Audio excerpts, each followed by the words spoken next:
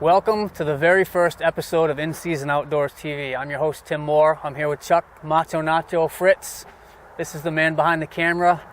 We're excited to bring you this first episode. This is a new format for our show. If you followed us along at Tim Moore Outdoors TV, this format's basically just going to highlight the bites. It'll have some technique, some tackle, but this is mostly going to highlight specific bites in specific places at specific times of the year. So we're really happy that you're tuning in. We hope you enjoy the show, and stay tuned, subscribe to our YouTube channel. We'll have a lot more coming up for you here very soon.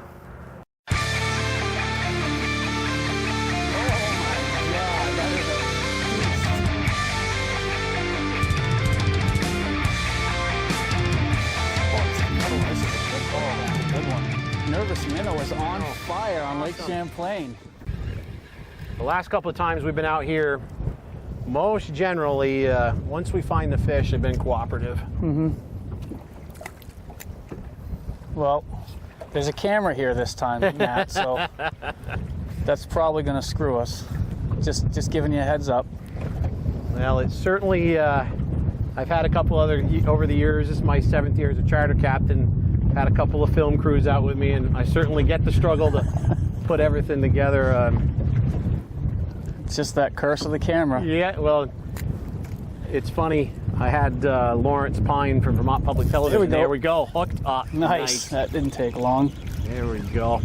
I just kept dropping it to the bottom and just jigging it, working it up off the bottom. Nice. We'll save the Lawrence Pine story till we get this fish netted. Yeah. This does not feel like a Lake Winnipesaukee lake trout. I can tell you that. It's probably not a giant by your standards, but I can tell you, Head shaker nonetheless. Yeah, this action here on Winnipesaukee would be, take it easy now. This could be my biggest lake trout ever if we get it in the boat. You know, the state does a good job of managing the population of lake trout in New Hampshire, but due to angler demand, it's tough to manage a lake like Winnipesaukee with its population of anglers and recreational people for a trophy fishery. Yep. And just what I know of, like the lake trout in our like Sebago is a similar lake, and there's been a lot of studies done in Sebago, and what they've told us over there is that the lake trout in Sebago between 23 and 30 inches are cannibalistic. Yep. And so what they've done is they've set a slot. 23 to 30 inch fish have to go back. Sure. Fish under 23 inches, take all you want. Yep. And what they're hoping is between the fishermen and the cannibalistic lake trout, they'll clean up the smaller fish. Sure. And you're only allowed one fish over 30 inches. There you go. Well, 15 inches is the break point. We don't have a slot. I would like to see that here. I'd like to see a slot for many of our species here in the lake. And obviously, Vermont's got a very diverse fishery between Champlain and the inland lakes, I'll call them, such as Bombazine, Dunmore, St. Catherine, Lake Willoughby. The state record lake trout out of Lake Willoughby, I believe, is 38 pounds. So, a very deep cold water lake, and they still get large lake trout up there. Last year, I heard of a 21-pounder caught here in Champlain. That's the biggest in years. Sea lamprey were a big challenge for us for a long time. And Vermont and New York have worked in concert very well in getting our lamprey controlled, taken care of. And we've seen the fruits of their labor. The salmon and lake trout have come along very well. Most of the lampreys that I've had on fish this year have been juvenile young ones. I've found very few adult lampreys. If I had to take a guess, I've seen 20 to 25% of the fish have had lamprey hits on them. Years ago, it was 80%. Back in the late 80s, early 90s, lampreys were just doing a job on this lake, and the fishery was showing it. Very skinny fish. So hopefully we keep a control on it. I see leader. I see the little color. It's like a nice laker. It's a much bigger reflection than we see in Winnipesaukee. Yeah, that's a good trout. That's a nice fish. That's definitely my biggest lake trout. Look at that. Go. Beautiful. Perfect. There's our show. We're done. See you next time. That's just a start. So we'll put the grippers on him here so we don't hurt him. It looks like he put it pretty deep. Let's see how bad he's bleeding. If we got to keep him, we will.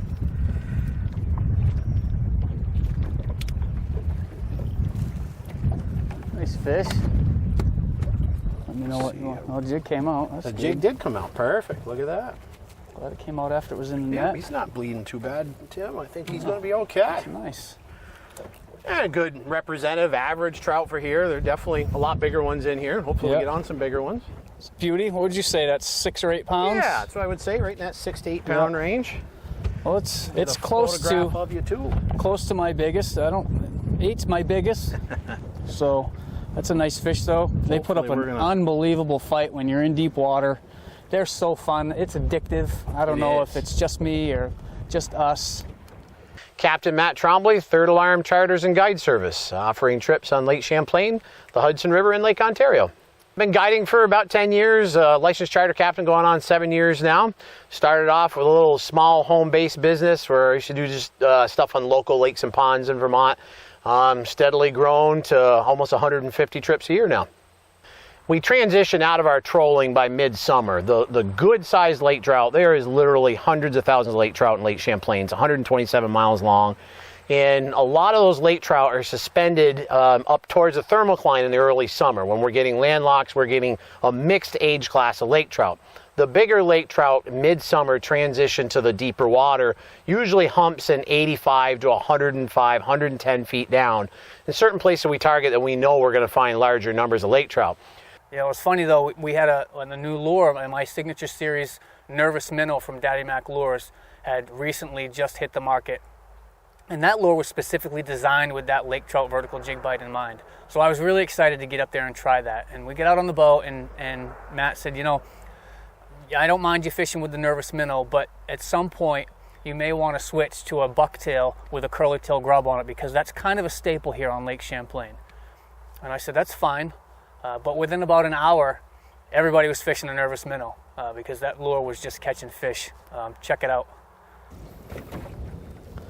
It's cool to come up and experience the difference in these fish, Matt, because down by us, they're concentrating in deep water basins. Sure. Big, deep basins, and because the smelter in there. No doubt. And the water's warm. I mean, just putting that fish in the water, the surface temperature here is much, much cooler than it is in Winnipesaukee right now. And when he's cool for this time of year, it's what have you been normal. Seeing lately, Tim, for a surface temp, do you know? 73. Yep. I bet you it might be in the bay. Yesterday I had 77. Give me 2 seconds and I'll tell you what our surface temp is here. Oh, there's another one. This is that. This is a good one. Nervous Minnow is on fire on Lake Champlain. Macho is probably going crazy behind that camera right now, chomping at the bit. 71 right now, Tim, on the surface here. I referenced that bird dog feeling that I get at the launch. I think we got it today. What do you say, Macho? You dying over there or what? We're going to get you on a rod here pretty soon. Rod, you got it. You'll get your turn. The day is young. We get one more fish, we'll have our show. Keep me busy netting. That's what I like. I think this is a better fish. Tim, I think you totally get it, both filming and guiding. Pressure definitely makes a difference in any fish we're targeting. Yeah. Here we got a day that there's nobody else out around us. Yep. Jigging's getting more popular each year. A fair amount of guides are doing it now, and all depends on the location, and obviously weather. Today we've got a south wind 6 to 8 right now, and they're saying it's going to build later on, but it's not unfishable, it's manageable. And we hope for those days with a little chop and not much more. Right. The wind gets more rugged, and the trolling motor has to work harder. Thank the good Lord for Minn Kota's spot lock feature. It's keeping the boat right in place for us right now with minimal drift. It's worth its weight in gold. It really is. Yeah. What a great feature. I gave a seminar last night on exactly what we're doing right now, and I talked about alternatives to slowing your drift, like drift socks, and this is my first year with a Minn Kota on my boat with the spot lock, and there's no comparison to being able to stay in one area or to bump yourself around or slowly move around if you need to. Yeah, this is a nice fish. This is definitely bigger than the other one. Either that or he's just angrier at me. And we talked also about, I talk a lot about pressure. I'm right with you with the pressure on these fish. There are days in Winnipesaukee, like once that bite, it's a little behind this year. Once it really sets up, you'll show up to these spots and there'll be a black line at 100 feet. And that's the lake trout. Sure. They are like somebody drew a line on the graph at 100 feet. We see the same thing here, especially springtime. You'll see that right at 100 foot, 9,500. You'll see that same line. It's all stacked lake trout. Yep. And when we move into that area, we're usually the only ones jigging. There might be 1 or 2 other boats, but there'll be 15 boats trolling. Sure. And within an hour, they're all jigging. Yep. And I tell people at my seminars, just imagine what it looks like down there at 100 feet. All the jigs bouncing up and down, bouncing up and down. Same thing. Fish getting caught, fish getting released, food getting regurgitated. Like, it's turmoil down there. And, sure. And so it's, about an hour of that, and those fish start to shut off. They're still there, but they won't bite those jigs anymore. Last year we started, playing around with changing the size, putting on a bigger jig. Yep. A 2.8 ounce Elites. And when the pressure got really high, and that bigger jig displaced more water, got more attention, something a little bit different. No doubt. And it was just that change, and we nicknamed it Big Blue. No kidding. Yeah. So is that how you started with the nervous minnow idea? Sort of. Yep.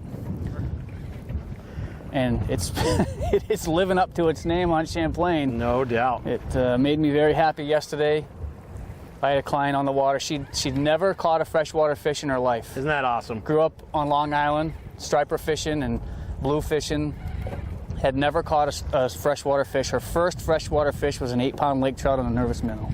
That's awesome. Yeah. I love getting people there first. She was so happy. I was happy. I told her, I said, that's what you call going from 0 to hero in about 0.2 seconds. There's a better fish. Nice. Oh, he's tail hooked. Ah, that occasionally happens. Yeah. Always makes him feel a lot bigger. He's not happy now. I just saw the boat. Just saw the boat.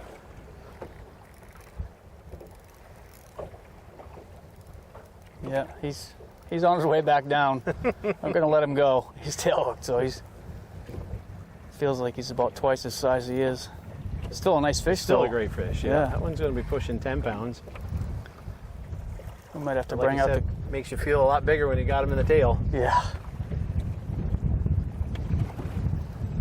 He's not happy. Won't surprise me if he pops off here. Yeah. Actually, I got one the other day. Is this a treble or single hook jig? Treble. Yeah. They'll probably stay hooked up. I got one the other day with a treble and got him netted okay.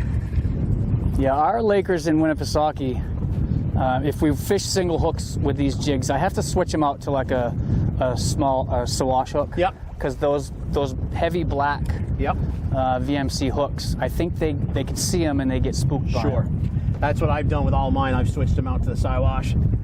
Got him right in the vent. Oh, poor guy. I'm so sorry. That is a beauty. Wow. Burping He's away. grunting, That's talking good. away to us here.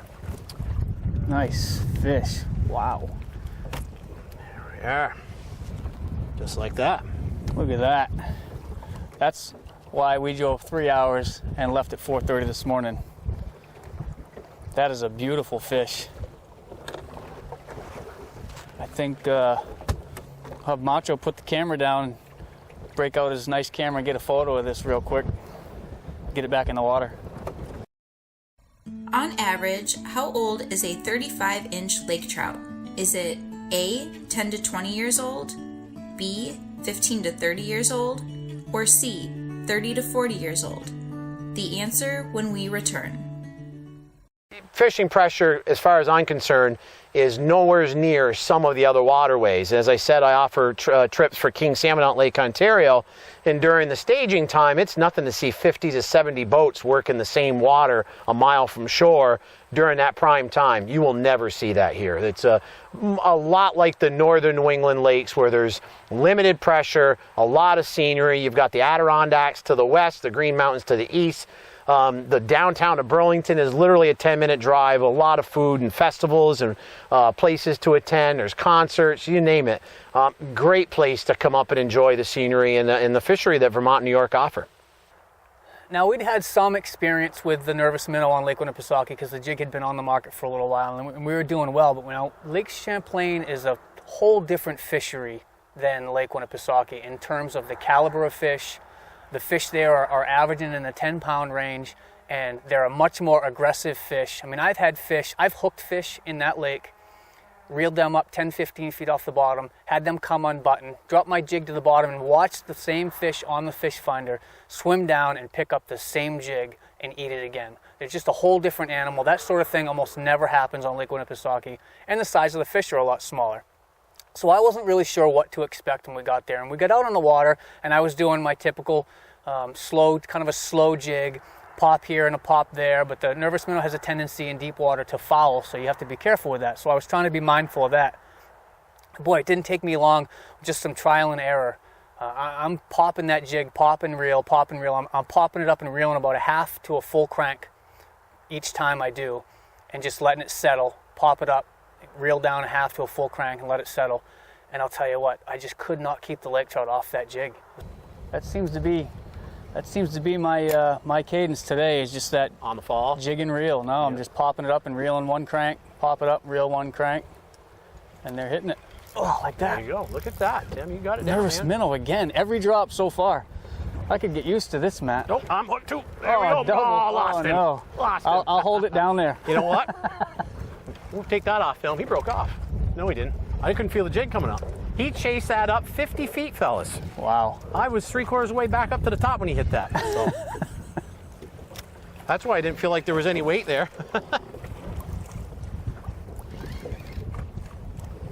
And what did you say the limit is on these per day? 3. 15-inch minimum? Yep. Oh, just came off. He come off. Yep. There we go. Nice. Look at that. Yeah, that same retrieve, just popping it as I reel. The last one that I lost, it was not very far below the boat. No kidding. Yeah, he came he all the way followed up. Way up. Yeah. Yeah, like I said, many times they follow it on the up. This has got some weight to it too. Good.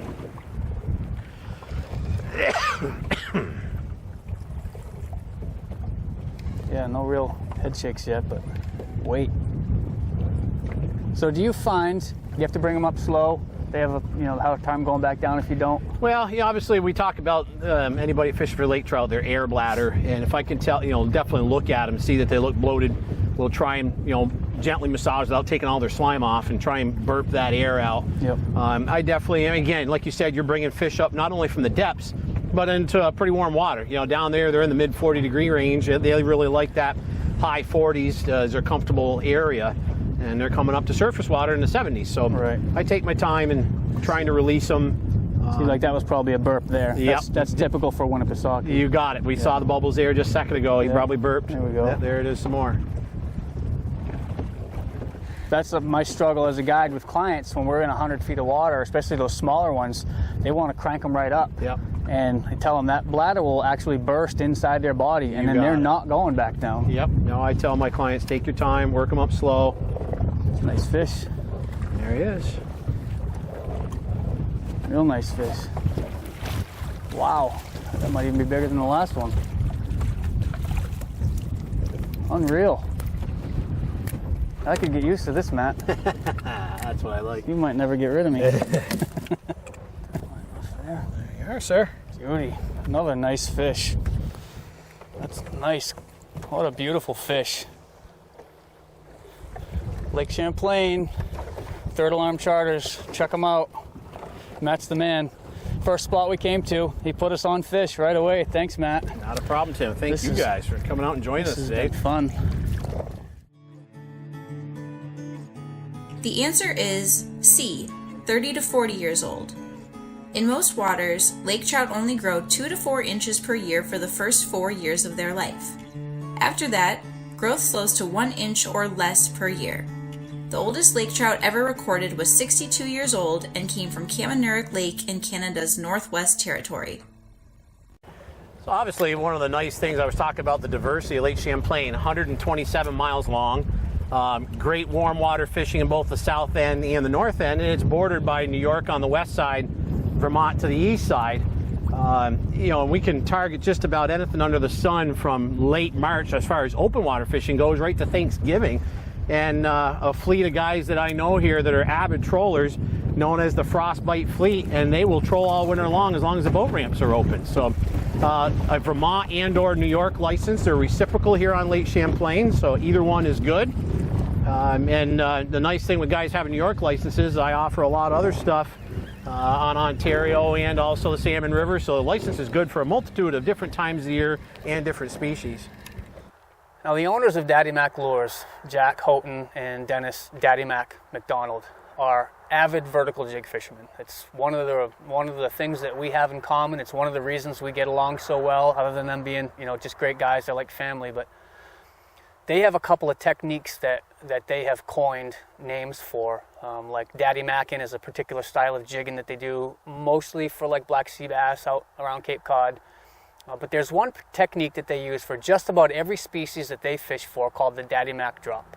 And that's when you get a hit, you miss the fish, you just open the bail immediately and let that jig free fall.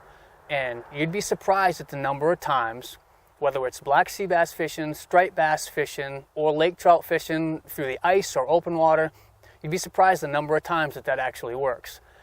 Guys, and there you go.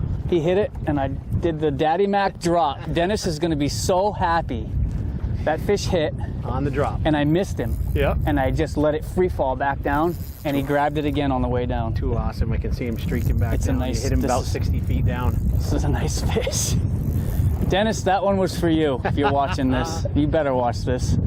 Well, I definitely, as Tim's talking about the guys, cannot say enough about Dennis and Jack and the family at Daddy Mac Lures. They have been incredible with me and getting us going up here in New York and Vermont, and obviously Tim bringing the new Nervous Minnow along today. We're showing it's working. There's no question about it. Yeah, I can't stop this fish. That's awesome. That fish can have some shoulders. You hit the nail on the head, Matt, when you mentioned the word family. They are. Those guys are. They bring us in. Oh man, I think I'm gonna get spooled here. Look at that fish go. Yeah, that's, when I met Jack and the guys 2 years ago and they interviewed me to come on board, my son Logan, who mates for me on the big charter boats and helps me out guiding, he was at the booth at the trade shows, and they love that atmosphere, him being involved, and he's been in the outdoors since he could climb into my backpack, and he's out fishing and hunting me now. He's a great wing shot when it comes to waterfowling, but Jack said, you know what, Matt, just the way you and Logan work with each other, that's what we're all about as family, and he hit it on the nail head, no two ways about it. Yeah.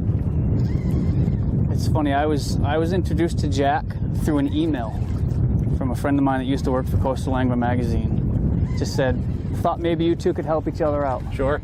And first thing Jack did was book an ice fishing trip with me. And we just clicked. We clicked right away. We both, I vertical jig through the ice very similarly to the way he vertical jigs for striped bass. Sure. And we hit it off. We had a great time. We caught fish. It was one of those days where I was a total hero. We caught lake trout all morning long. And it started, it gets old. It got a little slow. And I said, you want to go catch, oh no, we caught white perch all morning. And I said, you want to go catch some Lakers? And he said, sure. And now I wish I could do this every trip. We went to a spot and we caught Lakers all afternoon. And he was like, oh my God.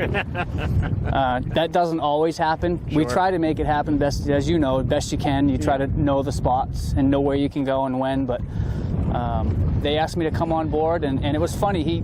I made a joke about a lure that I had in my mind for years, a soft plastic. And he said, well, we can make anything. Draw me a picture. And I said, art is not my strong suit. And I drew him a crude drawing of this soft plastic that I'd had in my head. It was kind of a combination of a bunch of different lures. And a few weeks later, I get an email with a screenshot of here comes some bubbles, a CAD drawing of the Whisperer. The Whisper, yep.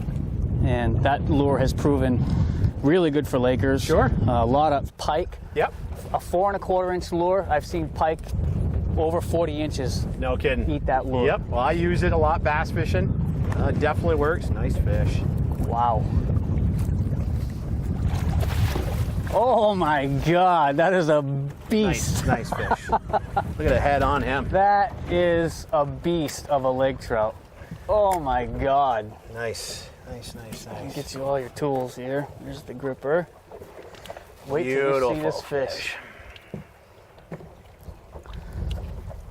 Everyone I've caught's been bigger than the last. I think we've set the bar pretty high on this one, though. That is a nice, wow. Right in the tip of the snout. Yeah, that's that loop back around to chase it on the Daddy Mac drop. That's what Dennis nicknamed it that. That's his trademark move. When he gets a bump, first thing he does is open his bail. Daddy Mac was named after Dennis McDonald, one of the owners of the company, and that's his signature trick, is to free fall after he misses a fish. He's gonna be happy. Look at that. To see that is a nice lake trout. That is my biggest lake trout ever. And if I don't beat it today, it'll be a while before I catch one that big. If that fish ever came out of Lake Winnipesaukee, I'd probably make the front page of the Laconian News or the Weirdest Times. Definitely gonna get some nice photos of this fish, and hopefully we can film the release too.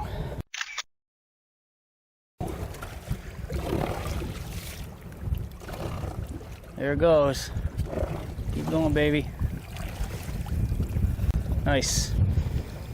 That was my biggest lake trout ever. So far, I should say. Thank you, Matt. Not a problem, Tim. That was awesome. Congrats. My mouth isn't as strong as Tim's.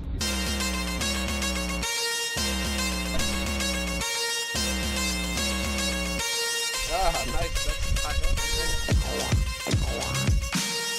Beast mode. These are friends that I have. Breaking right there.